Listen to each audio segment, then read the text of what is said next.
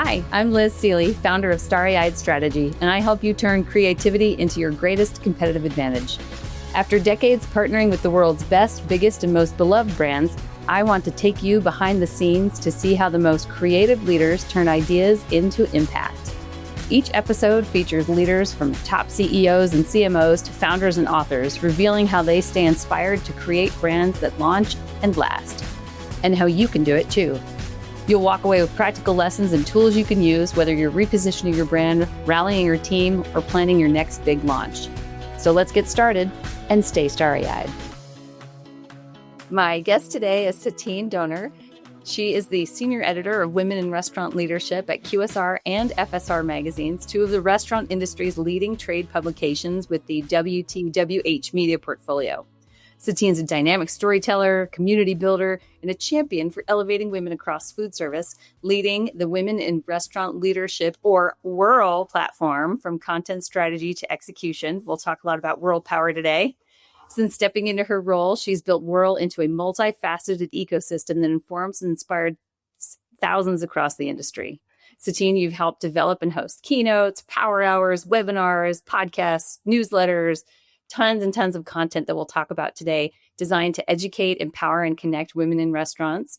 You are a current Gleam mentor, 2025 Lunchbox Top 30 Women in Food honoree, 2026 Rising Star, recipient of your Brand Ambassador Award. And I might add, you started as an intern just 2023, just the other day. Yeah. She lives in sunny Tampa with her retired racehorse Hurricane, whose birthday is today. And we're going to get into all of the ways that she is empowering the industry. Satyne, welcome to Stay Starry-Eyed. Wow, what a great introduction. Just close the podcast. That's it. Nailed it. That's all we have time for her. She's done so much in her career. Happy to be here. Thank you for having me on. Well, Satyne, before we jump into all the WiRL excitement, what do you hope the brand leader listening will take away from our conversation today? What's one thing you hope they'll try or think differently about? Yeah, I want to debunk the idea that, there's this thing that who deserves to have their story told.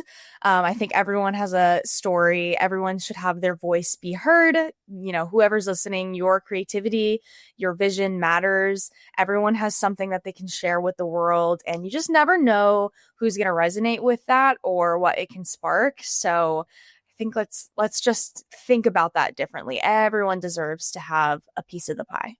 Mm-hmm. And we'll talk a lot about not only do you deserve to have your story told, you can be creative too, and how you share it or how you tell others stories too. Mm-hmm. Satyne, tell us a little bit about how you got started in the world of brand storytelling and media. Tell us a little bit about how you have also done so much in such a short amount of time. Well, that's the secret, isn't it? Well, okay. I started, I've always been a storyteller. I used to have just stacks and stacks and stacks of, I don't even know what a third grader has to write about. I'm not sure. I wish I still had those notebooks. My parents will tell you that I was always like kind of the loner kid, just reading and writing. That's really all that I wanted to do. Fast forward all the way to college, being a writer was not a realistic job.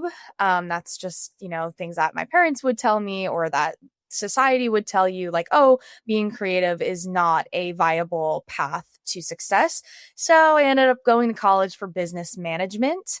I was sitting in an international business class when the girl asked me, she was sitting next to me. She said, "Oh, what are you writing?" And I wasn't paying attention. Okay. In class, I was writing in my notebook. And I said, "Oh, I like to write, but nothing serious."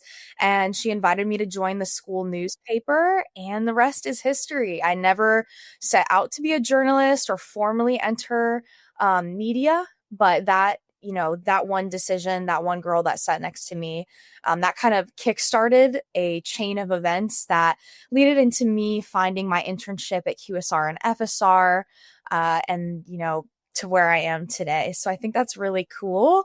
Over the years, I've had the opportunity to tell so many different stories and hear so many voices It wasn't until I was handed the reins of WiRL, though, that I really got to turn those stories into and leverage them into something meaningful, into a actual movement.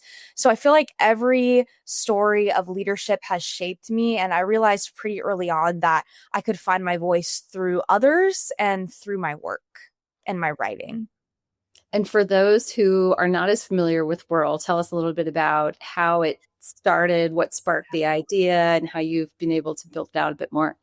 Yeah. So while I was interning at QSR and FSR, we have a large conference in Atlanta. It's called QSR Evolution. Restaurant operators from all over come. It's about 1,300 people. My editorial director, Danny Klein, he hosted a women's networking hour that ended up, there were just too many people there. The demand was there. It was clear that women in this industry needed a safe space to educate, elevate, and empower each other. So he took that idea within 5 months. This is early 2024. He had the first Women in Restaurant Leadership Conference in Nashville that drew a crowd of around 300 women and about 20 legacy board members. So women who wanted to help us legitimize this concept and get it off the ground. So that was about 3 months before my college graduation, and I didn't have a job lined up. I was just kind of there. April 2024, he called me. He said, I've got a job offer for you. I've been working on creating this role for you. You will not have a better job offer than this. It was the easiest yes I ever said. I came on officially QSR and FSR's associate editor of the brand new Women in Restaurant Leadership platform in officially June 2024. And I was tasked with turning this event into a full media platform. So since June 2024, I've created, you mentioned a few, the newsletters, the podcasts, the webinars, the power hours, the event itself, the digital stories, the monthly column in QSR and FSR Magazine. I mean, it's just this very, very big network now. And I spend all day, every day, elevating, educating, and empowering women. It's truly a dream job. I stepped up as senior editor in 2025. And as we leave, we're 2 weeks away from our third ever Women in Restaurant Leadership event. Very happy to say it's a 2-time sellout. And it's really crazy to sit back and think so much has happened in 3 years. Mm-hmm. Congratulations on all the progress and just building all of that out. It's so exciting. I also love how you would follow your passions, not knowing what to do with storytelling and just maybe being open to the possibilities. You can do anything if you follow, I think, your heart and use a little creativity to shape it into what you would want it to be, especially It's true. At the heart. It's true. Satyne, tell us a little bit about how you've grown WiRL from that single event to all these different media ecosystem sources. How did you decide what to create and elevate first? When Danny said, build this out, how did you think about not only the structure, the plan, the process, but also structuring your time, especially since you're telling all these stories across? Yeah, so I started with the community building aspect. In the month before graduating college and coming on full time, I was inviting hundreds of women in restaurant leadership per day to join the LinkedIn page. And I'm super lucky that I had full support from Danny and the rest of the QSR and FSR editorial team. They knew a thing or two about networking and building a community and really leveraging that. So I started with that. And during this transitionary time, I consider the summer of 2024 to be like the interview stage or the detective stage. So I was interviewing the legacy board to figure out what levers I should pull first. I'm so grateful that both the legacy board of WiRL, even the current advisory board of WiRL, I do this still to this day. And am so grateful that the actual WiRL community itself is so open with me in sharing their ideas, their thoughts, their experiences. This is what matters in the restaurant industry now. Because at the end of the day, I'm a journalist. I'm not in the restaurant industry. I have a really good bird's eye view. So I just view myself as the messenger. My job is to turn those thoughts and ideas into action and into something tangible that we can share and spread and use to elevate, educate, and empower people. Again, in that summer of 2024, I was just immersing myself in the community.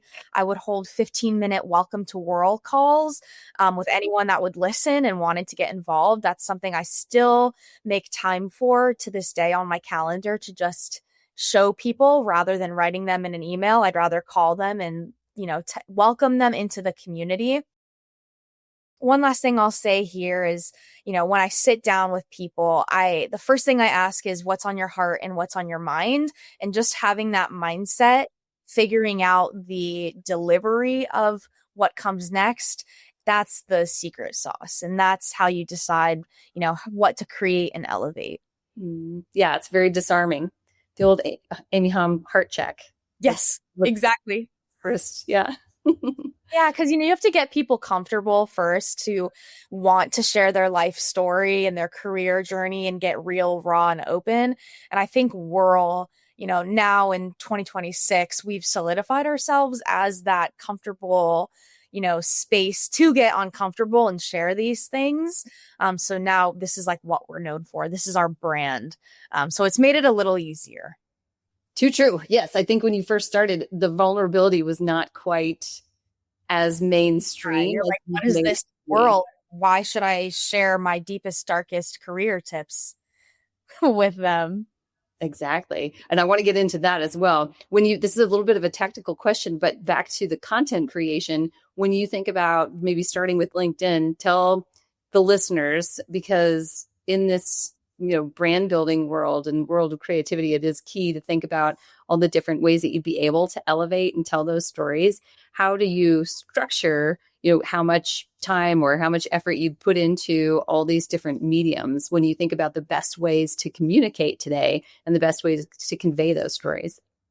I will admit, my calendar, if you took a look at it, you would have a heart attack. It is incredibly, I'm an Aries. We asserted that I am not super, I'm not very organized. So I still run point on handwritten to-do list in terms of organizing my time. In terms of the media content, I have, deadlines for everything. So I know that every month I'll have 2 print articles. I'll have 4 digital articles. I'll have 2 podcast episodes, 1 webinar. So we have a calendar of a content calendar. And at the beginning of every year, I sit down and I think of, 12 topics for the year, and topics that are always going to be relevant with this audience. A few of those are things like motherhood and finance and imposter syndrome. I wish we could stop talking about imposter syndrome, but it's always going to be a problem. So that's sort of the beginning. A lot of the final products that you see, if I get a speaker pitched to me or a restaurant operator, I meet with them first and I figure out what medium matches their story. So if someone is more comfortable with a podcast, I'll share it on the podcast. If they're not really open to that, we'll go to the digital article route. So I think that might separate the WiRL process from other media outlets or other like QSR and FSR. Is I sit down with the operator and the storyteller first, and then I figure out where to go. How do they fit into the larger fabric of WiRL, and what's the best medium or vehicle to share their story? And often I'll have people who come in and they start with a digital article because that's, more comfortable for them. And then 6 months later, they'll do a webinar for me. And then 6 months later, actually, they really buy into the WiRL mission. They'll want to come to the event and be a panel speaker. But at the end of the day, the media, the content, it's all relationship based. So I would say the bulk of my time is just sitting down and being human and connecting with people one-on-one. I'll do the content creation later. And one other thing I'll say is very dependent on the year. Right now, 2 weeks from WiRL, all my energy is going towards the event. Yeah. Final sprint. This will be the home stretch, and how exciting. Back to the vulnerability piece, though, I think that the way that WiRL has set that up, even in the summits, I think that was also a really disarming way to set up a conference. I think that was, for me, one of the most welcoming experiences, usually, especially as women. I think a lot of times women leaders have been pitted against each other. You've heard all the stories of the scarcity mindset. Tell us a little bit about the changes that you're seeing and helping to happen when it comes to changing that mindset, to maybe going from competitive scarcity to, abundance, positivity, uplifting each other. Yeah, I have seen that. I think the idea that there's only one spot at the top, especially for our women in leadership, that is a coping mechanism that's, rooted in workplace inequality and gender bias. It really it doesn't lead to any meaningful progress. I want to give a shout out to the, next generation of women coming up. I think we're seeing that less in them. So we just have to keep the progress moving forward to prevent it from becoming like something that's a mainstay and something that's part of the tradition. I hate to hear that. Like historically, the tradition has been that only one person. That's crap. Let's just debunk that. WiRL, when I think about WiRL and how it sits in all of this, I like to say we lead by example. We share hundreds of beautiful and diverse stories of women in leadership, so many different definitions of success, ways to succeed. We even deconstruct what the idea of the top even looks like. There is room for everybody. I have, hundreds of women who have asserted that and said that, and they do a good job. I want to again give the shout out to the community, and you've been a part of this, Liz, so shout out to you as well. The community does an amazing job at pulling people in. I can't take the credit for all of this. From the beginning, it has just been an organic growth that just continuously pulls people in. And it's just my job to be a good steward of that growth and keep it going and keep that brand culture alive of this is a safe place to be vulnerable. In fact, when I do my panel planning calls, sometimes I'll tell the speakers, if this is your first time at WiRL, just know this is a safe space. You don't have to feel super buttoned up if you don't want to. And I think that just, mouth to mouth marketing, like people will tell their friends, oh, you should come to WiRL. It's super safe here. The only other thing I'll say as well, from the beginning, we have had a loose definition of what a leader is. You can be a drive-through worker or a CEO and still have a leadership mindset. We are still willing to share your story. We're stronger together. When you're in that room at the conference and you're surrounded by 500 people, I think you feel that world power energy. They want us to feel small and fragmented. They don't want us to challenge the norm.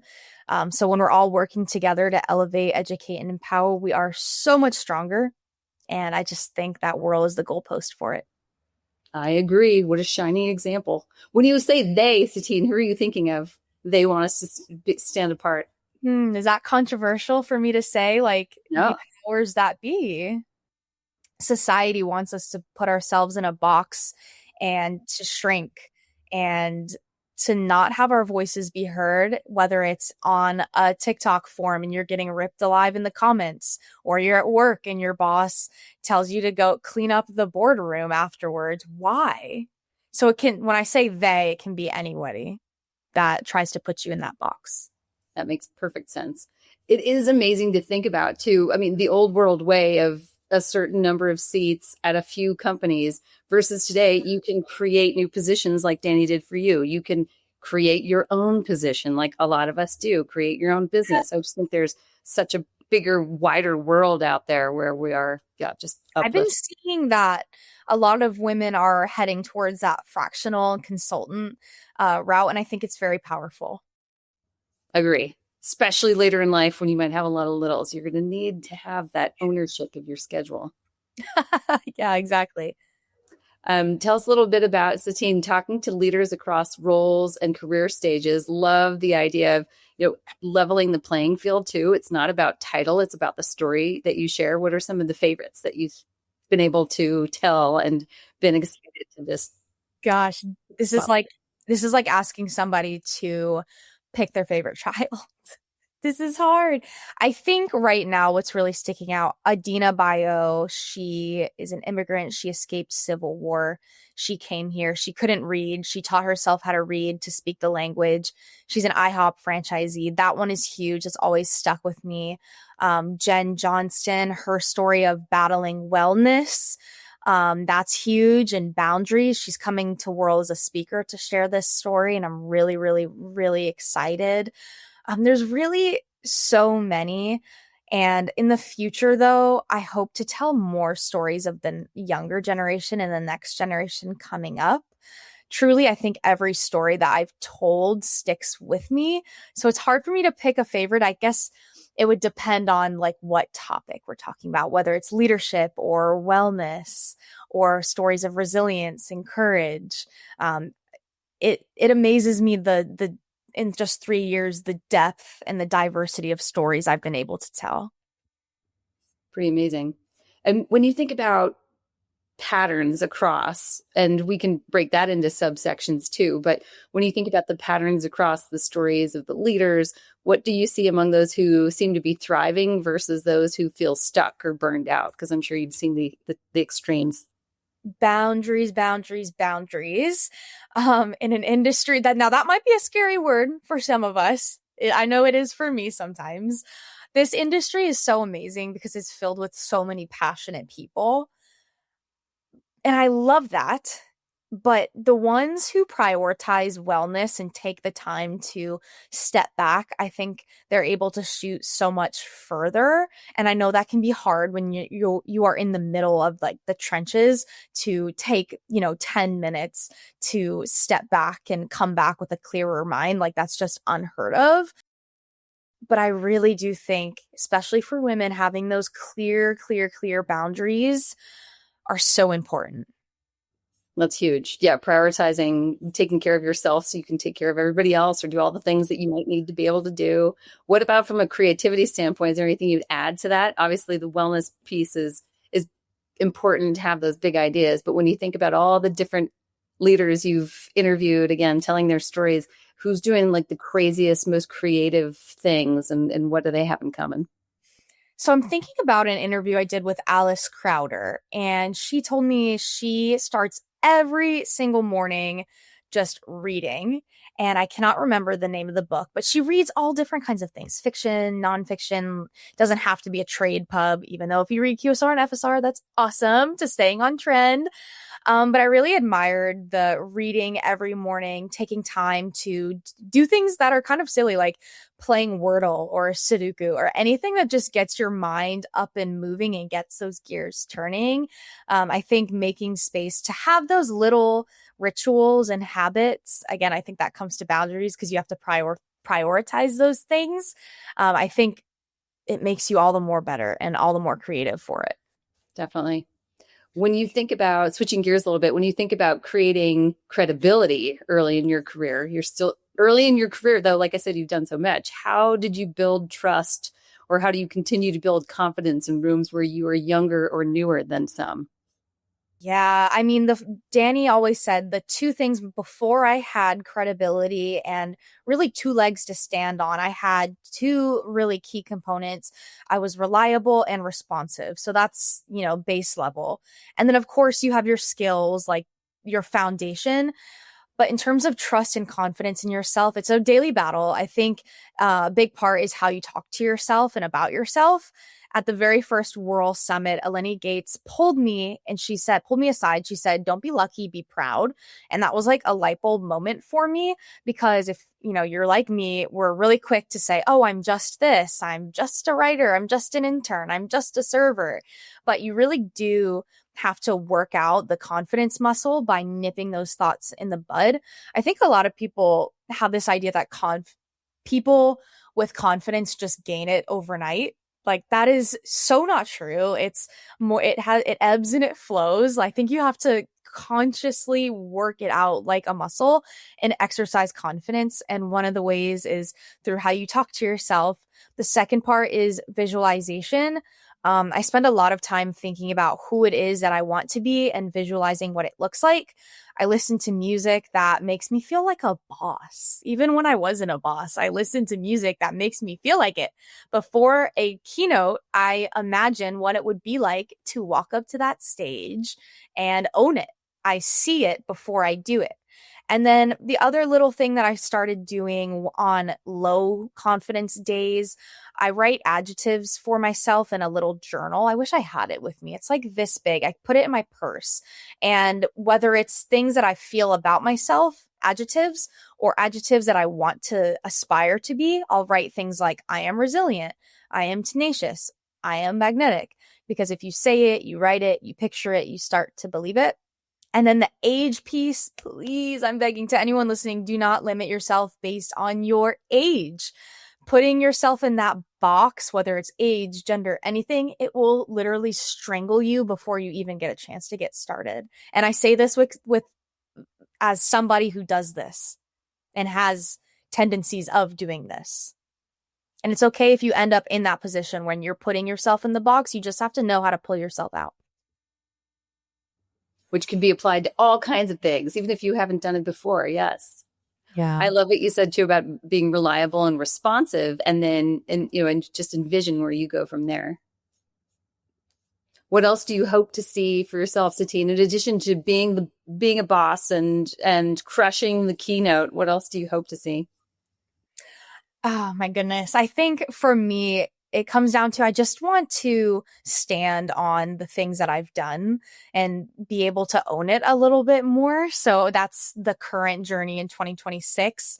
I want to be a little bit more intentional in terms of the content that I put out, and really just for me, it's all about maximizing the impact. How can I pull more diverse voices into the fold and continue to leverage those? So that's what I hope to see within myself and then within the broader world community. Do you have a wish list of people or stories that you would like to share next? Like, who do you think is missing so far of all the people you've spoken with?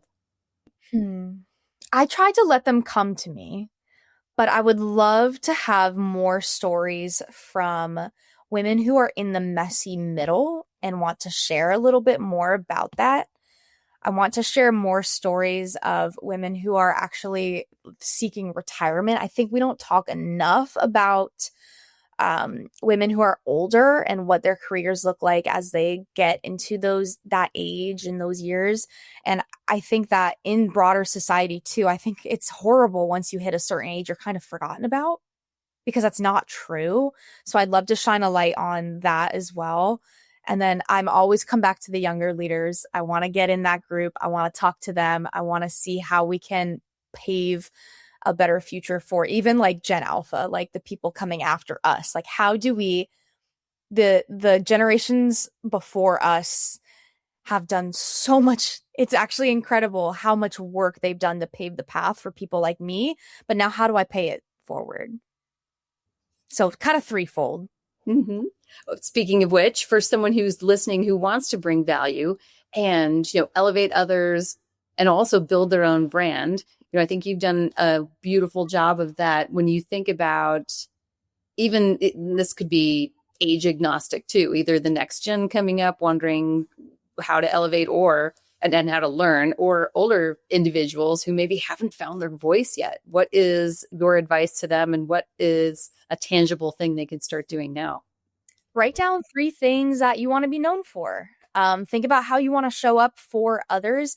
I always say, when people are hesitant to build a personal brand because they think it feels phony, or I don't want to brand myself, that sounds weird. I always say, in terms of reputation building, like, do you want someone else to make your personal brand for you? I think it's so much more powerful if you write your own story yourself and you get to determine what you are known for.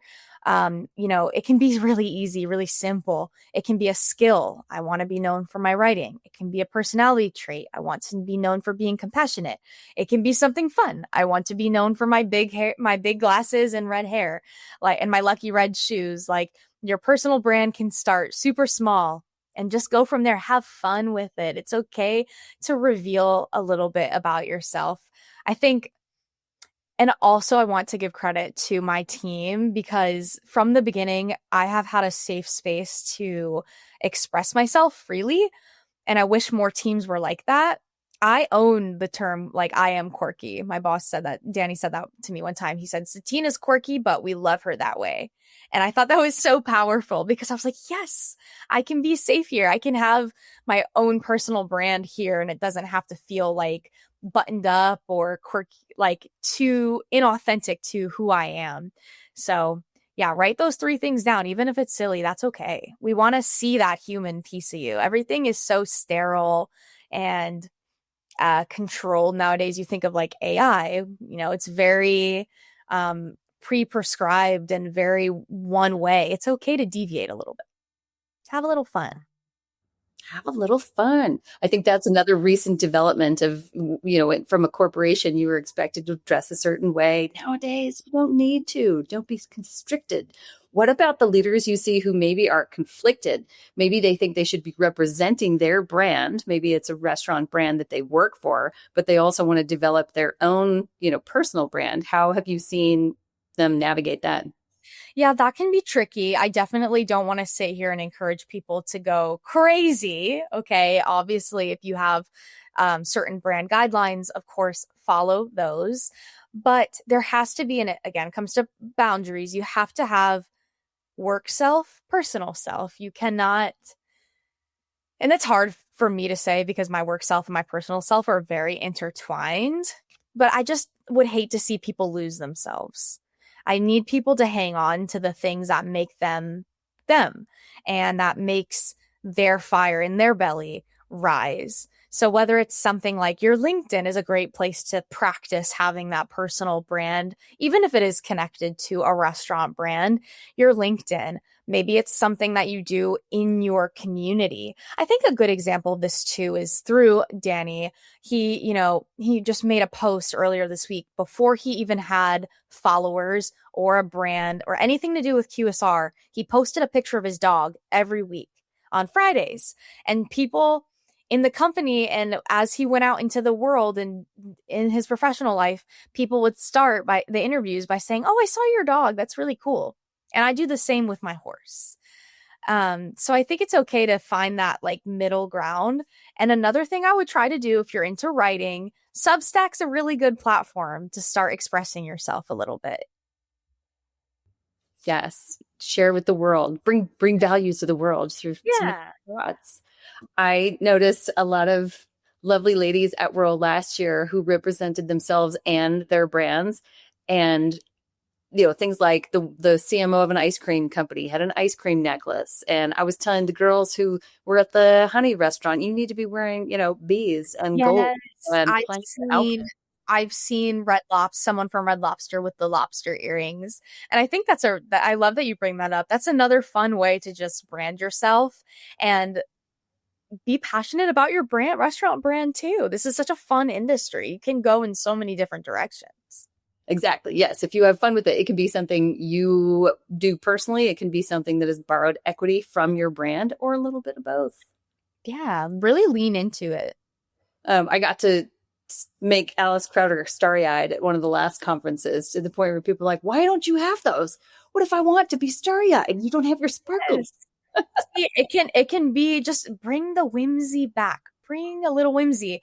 The WiRL official brand colors are red, black, and white. They just, by coincidence, are also my favorite colors, but I make sure like all my outfits, red, black, and white. Brilliant. A little bit of a personal branding tutorial for every listener. Brilliant. How do you stay creative day to day, Satyne? When you think about love the visualization, writing things down, practicing your writing skills, tell us a little bit about other ways that you would seek out creativity. And like you said, you have to have a little bit of whimsy and make time for that. You do. And I think that's what's unfortunate about growing up is you have to make intentional time for play, for imagination, for creativity, for whimsy. I'm very fast paced. I'm in a really fast paced industry. We all are. The world is very fast paced. And I think that inspiration can sometimes hit you. And if you're moving so quick, you'll miss it. So you have to force yourself to slow down. I mentioned this earlier, creativity is a state of mind. So I have to force myself to make space to find inspiration. So whether it's reading, listening to music, having long conversations with my friends who are also really artsy, sitting in the sun, like just creativity is everywhere. It's in everything. I really don't like when I feel like I'm getting so wrapped up in the daily grind that I miss opportunities to be creative. So I have to make time to like creatively reset myself. And the more I can do that, the better I feel actually. I some of the best times in my life have been times where I'm just so wrapped up in that creative mindset where I'm in a flow state and the ideas are just coming to me everywhere.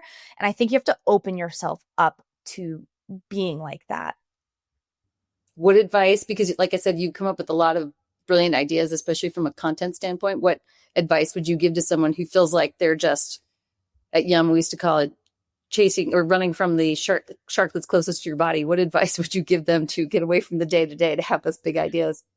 Oh my gosh. I mean, I want to come back. You have to be willing to play a little bit and let go. And I know that's really hard because the world is heavy and life is stressful. So you have to, I think for me and myself, for what I do, I think about who I was as a kid and the things that made my inner child happy. And I try to reconnect with that. And that is a good starting point when you don't know what to do. Agree. And fun fact for all the working parents, you are forced to do that when you have kids. It like takes you Yeah, right I into guess that's your true. childhood. Yeah. Yes. You want to recreate all the fun that you had too. Yeah. Well, let's switch into a little lightning round, Okay. starry-eyed sparks, Satyne, in our time together. What is the best or most inspiring book you've read? And that could be lately or of all time. I have this one. It's Women Who Run with the Wolves. Ooh, what's that about? So it is all about coming back to center actually as a woman and allowing yourself to be a little wild. And it's from a psychologist. She's a therapist as well. And she has spent um, her whole entire life working with women through trauma, but Mm. she also has spent her life traveling the globe and telling or being a historian and learning cultural stories of wild women and just how that presence and how that archetype of the wild woman shows up in different cultures and through stories and how we can embrace our inner wild woman. So I really like this one. And it's not a book you can read front to back. You have to kind of just pick it up and read certain passages from it. But it also talks about, I have this annotation right here, the symptoms of when you're not living in your truth and when you're not living authentically. And I basically wrote down everything. I said, have felt all of these things when I'm not living authentically, when you feel like you're being put down and muzzled and in a box, just being made small, what that feels like. So in a way, it's about reclaiming your voice. Very long-winded, but favorite book. Do you have any favorite passages that are marked that you'd like to read to us with that in mind? Oh my goodness. And what advice do you have? This could be, like I said, for the next generation or people older than both of us. What advice do you have for them if they are feeling that way? For one, it's a part of the battle is realizing that that's happening to you. And then secondly, especially when most people would rather stay comfortable than take action. I know. And that's something I'm not an expert in. I always come back to the phrase, and I tell myself this a lot, is that you just have to do it scared. You have to do it uncomfortable. And I hate that because I'm a very anxious person. I'm always scared and always uncomfortable. I just have to do it. And I found that in those moments is when I am able to reclaim my voice and I come out of it feeling more confident. And I'm still, trying to get my footing and gain my footing in a lot of ways. And just trying to find and solidify my voice. That's the journey that I'm on right now. I feel like a lot of it comes with time as well. Time and practice. The more you do it, That's right.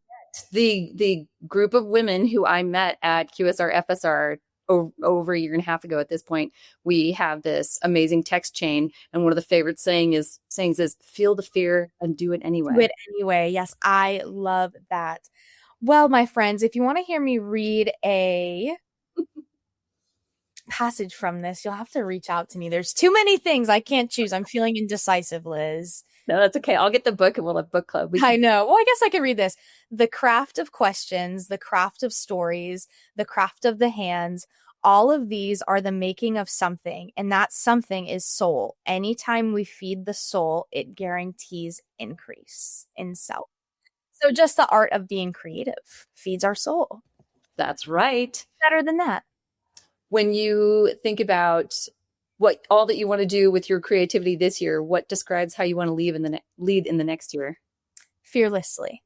Of course. I know. I don't want to feel the fear and do it anyway. I just want to do it. I just want to put this. Yeah, I just want to do it. One new thing you'd like to try in the next year? Yeah. Well, professionally, I want to do a world retreat. I think that would be so much fun. I did a mini version of that at CGIF in Italy, and I thought, man, how can we bring more people? Personally, something I want to try. This is going to be kind of funny, but I want to try doing a 5K. I want to try getting into running. So love. Oh, you'd be I'll great. let you guys know. I'll take you on my fitness journey. Please. And then when you get to a 10K, come to Boulder because it's one of the best days of the year here. And that might take a couple years. You could do it. And there are slip and slides. There are That's awesome. tequila shots, all the things that you need to run. Yeah, maybe that'll motivate me. What's a brand you admire that's not your own? I'm going to say Alex Cooper and Call Her Daddy. Good Especially one. in the recent years, like I've been listening since 2018. So just watching the evolution has been really cool. Mm-hmm. Has she been able to build out the ecosystem as you have? I know she has merch. I know she has some of the things. She has a really fun live show in Vegas. Maybe that's next for WiRL. I don't know. There you go. Yes. What else do you think of when you build out the ecosystem? And sidebar, what is the most impactful medium so far when you think about the different conference, newsletter, podcast? Yeah. I will say we're probably not going to add anything else into the ecosystem for a little bit because it is a lot for a one-woman show. But the most impactful is, of course, the conference. There is nothing like it. That energy creates a ripple effect, and my job is to just keep the momentum going through the other mediums. It can be really tricky to recreate that energy in a digital setting. So a lot of the experimentation I've been doing in the past 2 years is figuring out how to replicate that through a webinar, through a power hour. One of the ways I've done that is through enabling a live chat in the webinars so people can talk to each other in real time. It's a lot of fun. Real time and IRL never goes away. It's always the best. What about your go-to walk-on song or pump-up song? What do you play when it's time for that keynote? Bad Girls by MIA. Oh, good one. Adding it to the list. Your favorite cocktail or mocktail? Blood Orange Mule. Yum. Well, Satyne, this has been so much fun to be with you. Any other advice you would give to that next gen? I like that you're looking out for Alpha already. My littles will like that too. And I think Alpha is actually doing a good job of this. I don't want it to get stamped out. Be creative in the small, find creativity in the small things. Get a little more whimsy and be weird, please. Be a little more weird. It's okay. And that can apply to everyone. Yeah. Well, one other, maybe that's it. That's the mindset or action you'd encourage the brand leader listening to do. Well, what's one thing they could do to get a little weird? Just yeah, whatever that means to you, just get a little weird. That's right. And then who's a brand leader you admire and think we should invite to stay starry-eyed next? Esther McElvain. I'm looking right at you, girl. Marketing for Hawkers. Perfect. We'll invite her next. Well, Satyne, thanks so much. Thanks for being with us today. I love being with you. It's a joy. Can't wait to see you in real life in a couple weeks. Yes. Have a good one, guys. Thank you. Thanks for listening to another episode of the Stay Starry-Eyed podcast. I hope today's conversation sparked new ideas, strategies, and tools you can use to move your brand and business forward. If you enjoyed this episode, here's how you can help share it with your fellow brand leaders who need it most. Hit follow, share it with a friend, and please leave us 5 stars or a quick review. You know we love all the stars. You can also find show notes, resources, and additional inspiration at starryeyedstrategy.com. Until next time, stay starry-eyed.